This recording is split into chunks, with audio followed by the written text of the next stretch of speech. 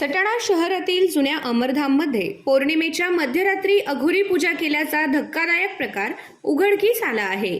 या घटनेमुळे शहरासह परिसरात संतापाची लाट उसळली असून नागरिक आणि स्थानिक सामाजिक संघटनांनी तीव्र निषेध नोंदवला आहे। स्रोतांच्या माहितीनुसार संशयित व्यक्ती अलिशान गाड्यांमधून येऊन भगवे वस्त्र परिधान केलेल्या अर्धनग्न मांत्रिकासह स्मशानभूमीमध्ये दाखल झाले।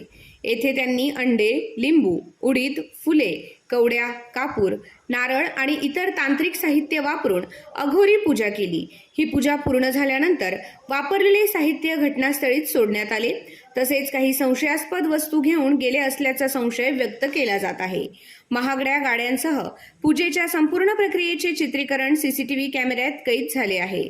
रिपब्लिकन सेनेने या प्रकारावर तीव्र निषेध नोंदवून संशयितांविरोधात कठोर कारवाईची मागणी केली आहे।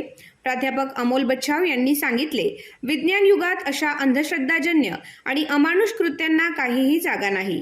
सटाण्यासारख्या सुजान शहरात ही घटना दुर्दैवी आणि निषेधार्ह आहे। पोलिसांनी या घटनेचा सखोल तपास सुरू केला असून अमरधाम परिसरातील सीसीटीव्ही फुटेज आणि इतर तांत्रिक पुरावे तपासले जात आहेत।